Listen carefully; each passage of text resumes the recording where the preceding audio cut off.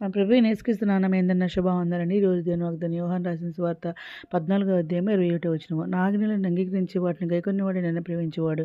నన్ను ప్రేమించువాడు నా తండ్రి వలన ప్రేమింపబడ్డాడు. నేనును వానిని ప్రేమించి వానికి నన్ను కనపరుచుకుందునని చెప్పాను అని వాగ్దానం ఇచ్చిన పరిశుద్ధాత్మను అర్ధరాత్రి లేచి ప్రార్థన చేసి వేస్తూ చెల్లించి మరలా ప్రార్థన చేసి దేవుడు ఉన్నప్పుడు దేవుడి వాగ్దానం ఇచ్చి వెంటనే పట్టిన చూడండి అక్కడ అవునండి. మన అందరం కూడా ఉదయకాల సాయంత్రకాలం అర్ధరాత్రి ప్రార్థన చేస్తున్నాం, సుధయాగం చేస్తున్నాం. బైబిల్ అయితే దేవుని కృపలో పూర్తి రాశానండి.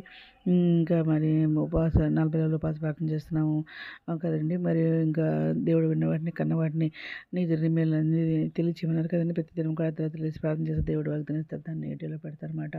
ఇక్కడ చూడండి, ఇక్కడ దీనికి రిలేటెడ్ వాక్యాలు ఏంటంటే 14వ అధ్యాయంలో 15వ వచనంలో ఏముందంటే, మీరు నన్ను ప్రేమించడం నా ఆజ్ఞలు కైగొందురు అని అంటున్నారనమాట. ఇంకా మరి 1 యోహాను రాసిన తర్వాత 5వ అధ్యాయం 3వ వచనం దేవుడు ఏమంటున్నారంటే, మనం ఆయన ఆజ్ఞలను గైకొనుట దేవుణ్ణి ప్రేమించుట, ఆయన ఆజ్ఞలు భారమైనవి కావాలని అంటున్నారనమాట.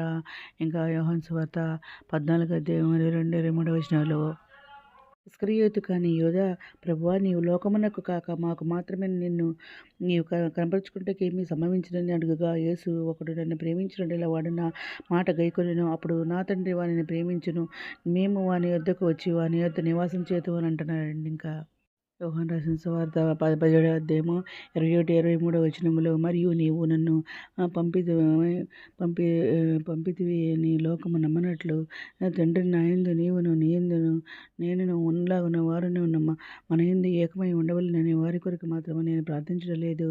వారి వాక్యం వలన నా యందు విశ్వాసం ఉంచి వారందరూ ఏకమై ఉండవలెనని వారి కొరకు నువ్వు ప్రార్థించున్నాను. మనం ఏకమై ఉండలాగున వారును ఏకమై ఉండవలెనని నీవు నాకు అనుగ్రహించిన మహిమను నేను వారికి ఇచ్చితిని. వారి యందు నేనును నా యందు వారును ఉండటం వలన వారు సంపూర్ణంగా చేయబడి ఏకముగా ఉన్నందున నీవు నన్ను పంపితివి.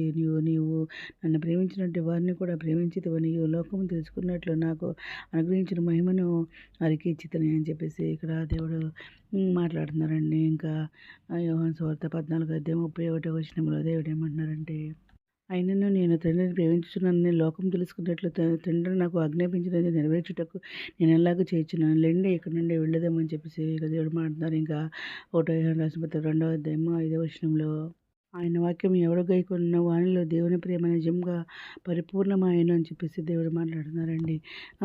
ఈ వచనాలన్నీ కూడా క్రీస్తు పట్ల మనకున్న ప్రేమను క్రియల ద్వారా నిరూపించుకోవాలని యేసుక్రీస్తు ప్రేమించడం అంటే ఆజ్ఞలు పాటించడం అని, మరి ఆయన వాక్యం గైకొన్నవాడు మరి వానిలో దేవుని ప్రేమ నిజంగా పరిపూర్ణంగా ఉందని చెప్పేసి దేవుడు ఏదైనా మాట్లాడమంతా ఏదైనా వాగ్దానం అందరి జీవితం నెరవేరని కోరుకుంటే ఈరోజు మనం ప్రార్థన చేసుకుందాం. మోహనగ్ర సరస్వతి మందిర ఘనమైన మనకి స్థుతిస్తుందండి. అది మీద ప్రపంచం ప్రతి బిడ్డని పేరు న్యాయం చేసుకున్న ప్రతి బిడ్డ అవసరం నాకు కోరికలు లేతుండే చండి బిడ్డలకు మంచి జరుగుని దేశాలు నిరుద్యోగులు ఉద్యోగాలు తెచ్చండి. ఆది ప్రశ్నలకు ఆది సాయం తెచ్చండి. అందరికీ స్వస్థపరచండి. వేదలకు దర్శించుకునే వారిని అతను రక్షణ తెచ్చండి.